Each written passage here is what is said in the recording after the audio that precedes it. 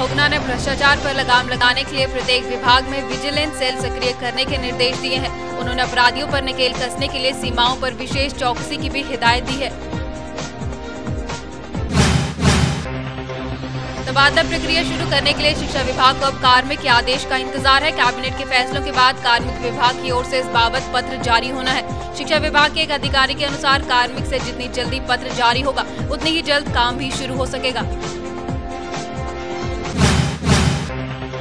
हेमवती नंदन बहुगुणा के बुघानी गांव स्थित आवास को हेरिटेज भवन के रूप में विकसित करने से पहले विशेषज्ञों की समिति इसका अध्ययन करेगी। समिति में सीबीआई रुड़की के इंजीनियर, पुरातत्व सहित अन्य विभागों के विशेषज्ञ शामिल होंगे। पर्यटन स्थलों के सौंदर्यीकरण और उनके विकास के लिए सरकार ने 133 लाख रुपए स्वीकृत किए हैं। ऐसे में अब विभिन्न जिलों के जिलाधिकारियों पर इस पैसों को जरूरत के अनुसार खर्च करने की जिम्मेदारी है। मसूरी देहरादून विकास प्राधिकरण MDDA करीब 27,000 अवैध निर्माण को नियमित करने की तैयारी कर रहा है। इसके लिए शहर में कंपाउंडिंग कैंप बनाने का निर्णय लिया गया है। पहला कैंप मई के पहले सप्ताह में ही लगेगा। गाड़ियों पर हाई सिक्योरिटी नंबर प्लेट लगाने का काम धीमी गति से चल रहा है। सही जानकारी नहीं होने की वजह से वाहन स्वामियों को दिक्कत हो रही है, जबकि 2 साल में प्रदेश भर में सभी गाड़ियों पर प्लेट लगाने का लक्ष्य है। उत्तराखंड परिवहन निगम को बहुत जल्द 120 नई बसें मिलने वाली हैं। इससे अब निगम के बेड़े में बसों की संख्या लगभग 1400 हो जाएगी। हाल ही में निगम ने 50 नई बसें सड़कों पर उतारी हैं।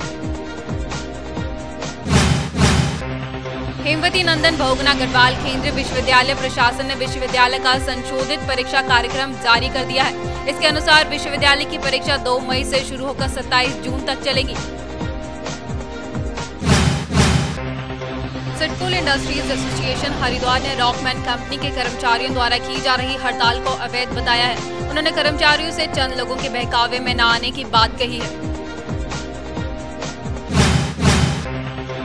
उत्तराखंड चारधाम विकास परिषद के पूर्व उपाध्यक्ष ने प्रदेश सरकार पर चारधाम की उपेक्षा के आरोप लगाए हैं। उन्होंने कहा कि सरकार यात्रा पर बिल्कुल ध्यान नहीं दे रही है। यही वजह है कि तैयारियां ठीक से नहीं हो पाई हैं। ऐसे में पर्यटकों को जरूरी सुविधाएं भी नहीं मिल पाएंगी। नगर निगम की खस्ताहाल माली स्थिति को देखते हुए ठेकेदार विकास कार्यों से जुड़े टेंडरों से हाथ खींचने की तैयारी में है। निगम के लाख मान मनोबल के बावजूद ठेकेदार अपने रवैये पर कायम है। इसके चलते आमंत्रित टेंडरों के उठने की कम ही उम्मीद नजर आ रही है। चारधाम यात्रा को सुरक्षित और सुचारू रूप से संचालित करने के लिए उत्तराखंड पुलिस ने पहली बार यात्रा मार्गों पर घुड़सवार पुलिस तैनात की है। इसके तहत केदारनाथ मार्ग पर 6 घोड़े और यमुनोत्री मार्ग पर 4 घोड़े तैनात किए जा रहे हैं। बढ़ती तपिश के साथ प्रदेश में बिजली की खपत भी लगातार बढ़ती जा रही है। बिजली की डिमांड का आंकड़ा 31 मिलियन यूनिट तक जा पहुंचा है। हाई स्कूल एवं इंटरमीडिएट की उत्तर पुस्तिकाओं का मूल्यांकन पूरा करने के बाद अब उत्तराखंड विद्यालय शिक्षा परिषद परीक्षाफल घोषित करने की तैयारी में जुट गया है। संभावना जताई जा रही है कि परीक्षाफल मई के अंतिम सप्ताह तक घोषित कर दिया जाएगा।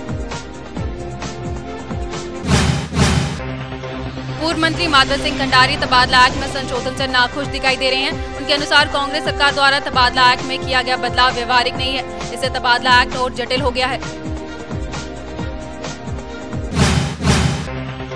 ऊर्जा निगम में निर्माण कार्यों के लिए दिए गए ठेकों और केवल खरीद में हुई अनियमितता की जांच अपर सचिव ऊर्जा सौजन्य करेगी। माना जा रहा है कि इन आरोपों के चलते ऊर्जा निगम के MD A.K. जैन को उनके कार्यकाल से 3 महीने पहले रुखसत होना पड़ा था। उत्तराखंड सरकार ने उत्तर प्रदेश निर्माण निगम को एक बार फिर से कार्यदायी संस्था की सूची से बाहर कर दिया है, जबकि केंद्रीय लोक निर्माण और 4 अन्य केंद्रीय एजेंसियों को राज्य में कार्यदायी संस्था के रूप में सूचीबद्ध किया गया है। ग्राम्य विकास विभाग 15 मई तक प्रदेश के सामाजिक, आर्थिक और जाति जनगणना का सुपरवाइजिंग मॉडल ड्राफ्ट प्रकाशित कर देगा। प्रदेश में ग्राम्य विकास, सामाजिक, आर्थिक और जाति जनगणना की नोडल एजेंसी है। गर्मियों के मौसम में पानी की अधिक खपत होने से कई इलाकों में सप्लाई प्रभावित होने के बावजूद जल संस्थान टैंकरों की संख्या नहीं बढ़ा रहा है। जलापूर्ति के लिए जल संस्थान के पास केवल 4 ही टैंकर है। ऐसे में लोगों को प्राइवेट टैंकरों पर ही निर्भर होना पड़ रहा है। चारधाम यात्रा शुरू हो चुकी है, लेकिन अभी तक सरकार ने तीर्थ नगरी को बिजली कटौती से मुक्त नहीं रखा है। जबकि पूर्व में कांग्रेस सरकार ने यात्रियों की सुविधा को देखते हुए ऋषिकेश को यात्रा काल के दौरान बिजली कटौती से मुक्त कर दिया था। चक्राता छावनी वासियों को पिछले काफी समय से पेयजल किल्लत का सामना करना पड़ रहा है। स्थानीय लोगों की शिकायतों के बावजूद विभागीय अधिकारियों ने उनकी समस्या का निस्तारण नहीं किया है। स्थानीय लोग अब पेयजल व्यवस्था में सुधार न होने की दिशा में आंदोलन का मन बना रहे हैं। बोर्ड और कार्यकारिणी की बैठकों को कराने में भी नगर निगम फिसड्डी रहा। एक्ट के तहत बोर्ड और कार्यकारिणी बैठकें ही नहीं हुई हैं, जबकि इन बैठकों में शहर के विकास का खाका खींचा जाता है।